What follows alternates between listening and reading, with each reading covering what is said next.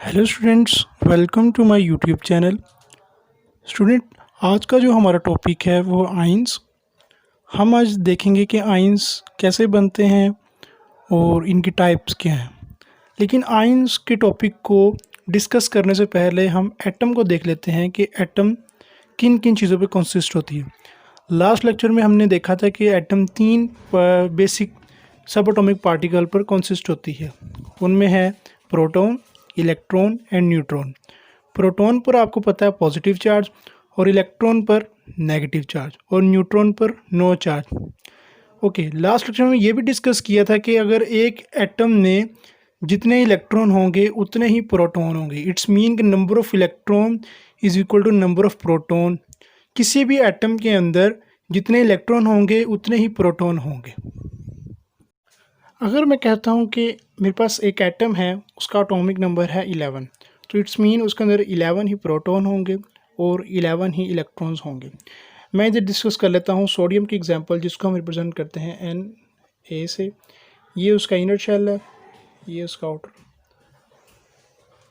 इसके जो inner shell में होंगे वो होंगे 2 इलेक्ट्रॉन, और इसमें होंगे 8 इलेक्ट्रॉन,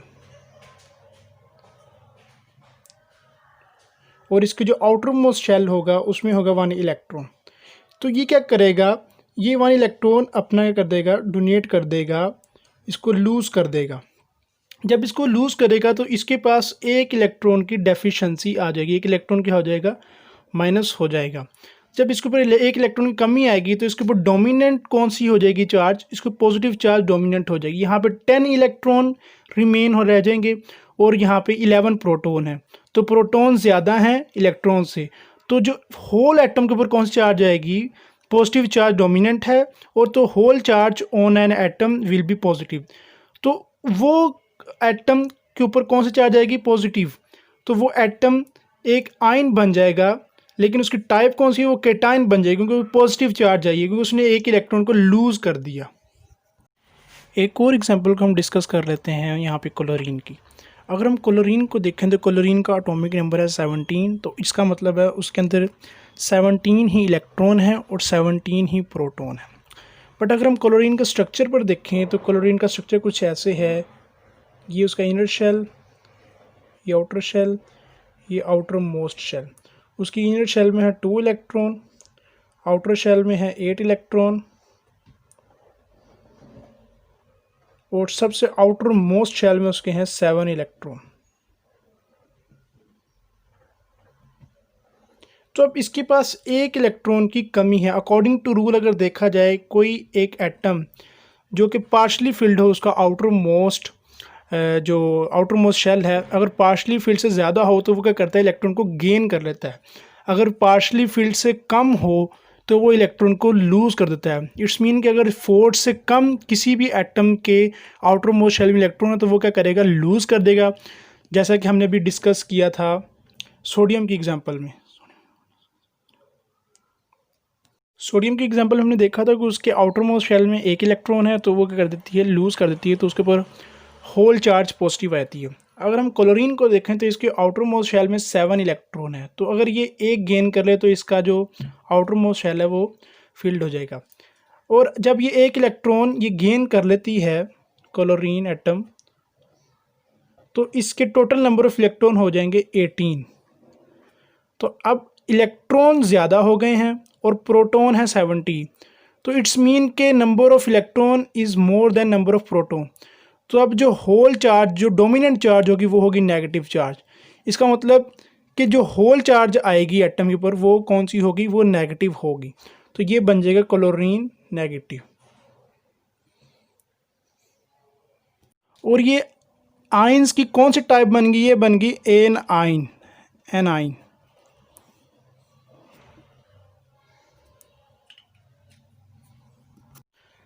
अभी हमने स्टूडेंट्स आयन का इंट्रोडक्शन डिस्कस कर लिया कि वो कैसे फॉर्म होते हैं। अभी इनकी हम डेफिनेशन पे आ जाते हैं। आयंस की डेफिनेशन देख लें। आयंस आर दो स्पीशीज विच कैरी इधर पॉजिटिव और नेगेटिव चार्ज।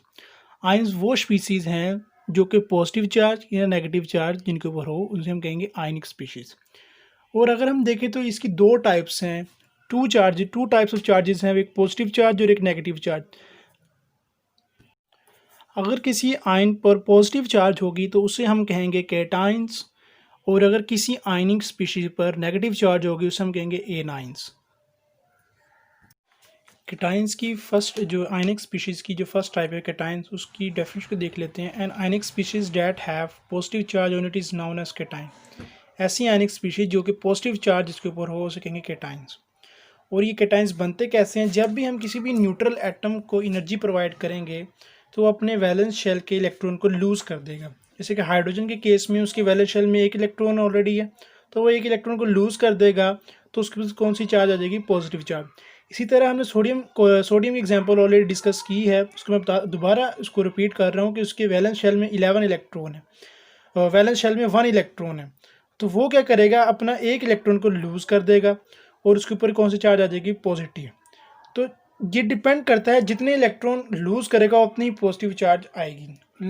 लाइक अगर मैं कहता हूँ कोई एटम 2 इलेक्ट्रॉन लूज़ करती है, जैसे कैल्शियम में कैल्शियम 2 इलेक्ट्रॉन लूज़ करता है तो Ca+2 बन जाएगा उसके ऊपर चार्ज। इस तरह अगर कोई एटम 3 इलेक्ट्रॉन लूज़ करते है उसको +3, जैसे एल्यूमिनियम Al+3 आ जाएगा। इसी तरह कोई भी एटम जो कि 4 इलेक्ट्रॉन लूज़ करे +4, +3, +2, ये डिपेंड करता है जितने इलेक्ट्रॉन लूज़ होंगे उतनी ही चार्ज आएगी पॉजिटिव किसी भी एटम पर। अब हम कैटाइंस की फॉर्मेशन को थोड़ा ब्रीफली डिस्कस कर लेते हैं। इसके अंदर ये लिखा है, whenever an atom of an element और group of atoms of an element loses one और more electron from there outermost shells positive ions form known as cation. इसका मतलब ये है कि जब भी हम किसी न्यूट्रल एटम को एनर्जी प्रोवाइड करेंगे तो वो अपने आउटर मोस्ट शेल को लूज़ कर देगा, जिसके नतीजे में वो एक एटम इलेक्ट्रॉन डेफिशिएंट हो जाएगी और उसके ऊपर पॉजिटिव चार्ज डोमिनेंट हो जाएगी, तो उस होल एटम के ऊपर पॉजिटिव चार्ज आ जाएगा। तो इसके रिजल्ट में कैटाइंस की फॉर्मेशन होगी। आयंस की जो सेकंड टाइप है वो है एनाइंस। इसकी डेफिनेशन को देख लेते हैं। Ionic species that have negative charge on it known as anions. ऐसी आयनिक स्पीशीज जिन पर नेगेटिव चार्ज हो सकेंगे एनाइंस। लाइक अगर मैं कहता हूँ मेरे पास कोई बी एटम है, उसके अंदर अगर मैं एक इलेक्ट्रॉन को ऐड अप करवा दूंगा तो उसके ऊपर नेगेटिव चार्ज आ जाएगी। ये कैसे नेगेटिव चार्ज है? क्योंकि इलेक्ट्रॉन के ऊपर नेगेटिव चार्ज है। जब वो उस एटम के अंदर ऐड होगा तो उसके अंदर इलेक्ट्रॉन के नंबर्स इंक्रीज हो जाएंगे एज कम्पेयर टू प्रोटॉन। तो नेगेटिव चार्ज उसके ऊपर डोमिनेंट हो जाएगी और उस होल एटम के ऊपर नेगेटिव चार्ज आ जाएगी और उस एटम को हम कहेंगे एनाइन। तो कौन सी टाइप बन गई आयन की? एनाइन। फॉर्मेशन ऑफ एनाइंस को डिस्कस कर लेते हैं। Anions formed by the gain और addition of electron to an atom. Anions की फॉर्मेशन के दो तरीके हैं। या तो वो गेन कर सकता है, जैसे क्लोरीन के केस में, क्लोरीन के जो आउटर मोस्ट शेल में वो है 7 इलेक्ट्रॉन, तो वो क्या करेगा? एक इलेक्ट्रॉन को गेन कर लेगा तो उसके ऊपर होल एटम पर नेगेटिव चार्ज आएगी। ये एक तरीका। और दूसरा ये मेथड है कि हम उस एटम के अंदर ऐड कर दें 2 इलेक्ट्रॉन, तो फिर भी उसके ऊपर कौन सी चार्ज आएगी? Negative charge.